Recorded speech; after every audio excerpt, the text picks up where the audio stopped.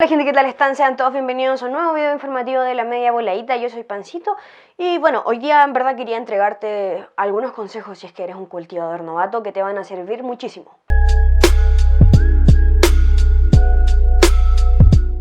Como bien saben, vamos a empezar pronto una nueva serie de cultivo en exterior en el que vamos a estar enseñando el proceso, cómo se realiza más o menos desde mi experiencia y bueno, en el primer capítulo les voy a contar un poco sobre eso. Así que quería aprovechar de antes de empezar la serie, subir videos, este video con algunos consejos por si eres un cultivador novato. Primero es tener paciencia y observar. Es muy normal que el cultivador al principio sufra de ansiedad por querer ver a la plantita crecer y esté constantemente yéndola a ver. Lo primordial al principio y en todo el proceso del cannabis es tener paciencia y observar. Hay que tener mucho cuidado con el exceso de riego. Al principio está bien tener una buena humedad y una alta humedad, pero hay que tener mucho cuidado con ahogar la pobre plantita. Recordemos que es una planta pequeña que no absorbe mucha agua, entonces no necesita mucho riego. Otro problema también en cuanto a la paciencia, por ejemplo, es el echar fertilizantes antes de lo que es recomendado y eso perjudica a la plantita porque la deja enana. Las plantas tienen su propio lenguaje y por eso es importante observarlas y tener paciencia, no solo tener paciencia. Si tienen exceso de agua, la plantita lo va a demostrar, si le falta también lo va a demostrar. El segundo consejo es trasplantar a tiempo. Es importante que las plantas tengan un lugar propicio para desarrollarse tanto hacia arriba como hacia abajo. Jamás hay que olvidarse de la parte que no vemos de nuestra planta.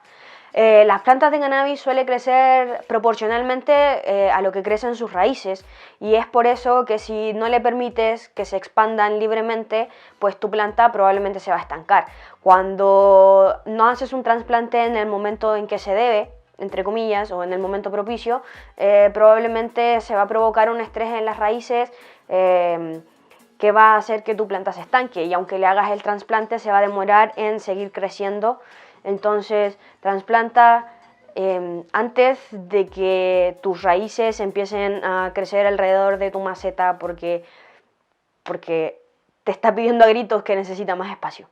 Y bueno, de la mano con esto va el consejo número 3, que es el tamaño de la maceta. Preocúpate mucho y considera siempre el tamaño de la maceta. Como dije en el punto anterior, qué tan grandes son las raíces es proporcional a qué tan grande es tu planta. Entonces, si tienes una maceta muy grande, probablemente vas a tener una planta muy grande y si tienes una maceta muy pequeña, una planta muy pequeña. Por eso es tan importante considerar el tamaño de tu maceta. Si bien lo recomendable es hacer distintos trasplantes antes de llegar a la maceta en la que va a quedar finalmente, hay muchas personas que directamente germinan en la maceta más grande. Sin embargo, es importante saber a qué punto de maceta, a qué tamaño de maceta vas a llegar. Depende de si le vas a hacer podas, si la vas a dejar libremente, si lo necesitas para indoor. Y todos estos factores están relacionados con el tamaño de la maceta. A mí me gusta recomendar la de 11 litros. Creo que es un tamaño que te permite controlarlo bastante. Así que para mí es como un estándar. Hay gente que le gustan más grandes, hay gente que le gusta más pequeño. En temas de tamaño, bueno, usted sabrá. El horario del regado. Muy importante es el horario del regado. En lo personal prefiero levantarme lo más temprano posible y regarlas en la mañana para que así las plantitas puedan hidratarse tranquilamente y luego el calor de la tarde lo sobrevivan bien. Pero si eres una persona que no le gusta levantarse temprano o simplemente tiene otras cosas que hacer durante la mañana, recomiendo que hagas esto en la tarde-noche, cuando el sol ya se está escondiendo, y así tendrán toda la noche para hidratarse y luego durante el día podrán soportar el calor del día. Aunque hay muchas personas que no recomiendan esto porque podría haber problemas de humedad si es que en el lugar de mucho frío, de temperaturas, si es que en el lugar donde vives hace mucho frío. El abono es mejor constante y de a poco. Los fertilizantes y abonos muchas veces, si bien existen tablas recomendadas y muchas veces en los envases mismos dice cuánto diluir por litro de agua, hay plantas que no lo reciben muy bien y muchas veces el golpe de fertilizante les hace un poco mal. Entonces mi recomendación es que se riegue, se le fertilicen las plantas 2 o 3 veces por semana con poco fertilizante, y probablemente vas a tener un mejor crecimiento de tu planta y posterior cosecha si vas fertilizando de a poco, pero en pocos periodos de tiempo, a que si fertilizas lo que deberías fertilizar cada 15 días, como es lo más normal o lo que más se usa, o al menos yo he visto que es lo que más se usa. Número 6. Usa siempre o intenta usar siempre preventivos de plaga. Esto es más importante si tienes un cultivo en exterior que en interior, sin embargo en ambas es importante. ¿Por qué digo que es más importante si es un cultivo en exterior? Porque tu planta está más propensa a cambios climáticos que tú no puedes controlar, o al polvo y por ende a plagas.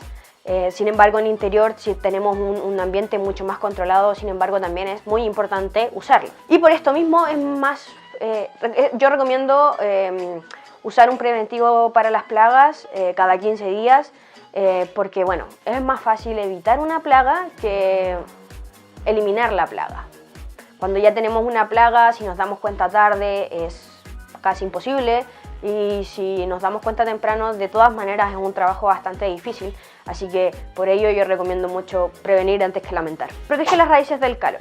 Ya vimos que las raíces son parte bastante importante de nuestras plantitas, así que protegerlas del calor es una parte también muy importante, ya que, por ejemplo, es recomendable usar macetas que sean de colores claros para que así no absorban tanto el calor, y separarlas siempre del suelo, ponerlas en altura, por lo menos, no sé, con una bandeja dada vuelta, las bandejas de las macetas dadas vueltas, o crearles unas bases, o poner una madera en el suelo, etcétera, para que no se calienten con el mismo calor del suelo. Utiliza tutores.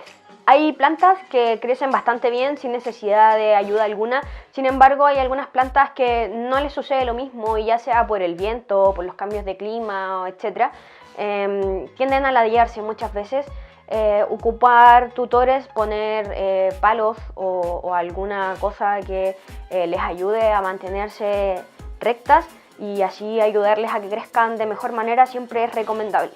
Amarrarlo con algún material que no le haga daño al tallo y nunca tan apretado tampoco. Y finalmente la número 9 es mantener la distancia. No tú con las plantas necesariamente, pero sí entre plantas si es que cultivas más de una.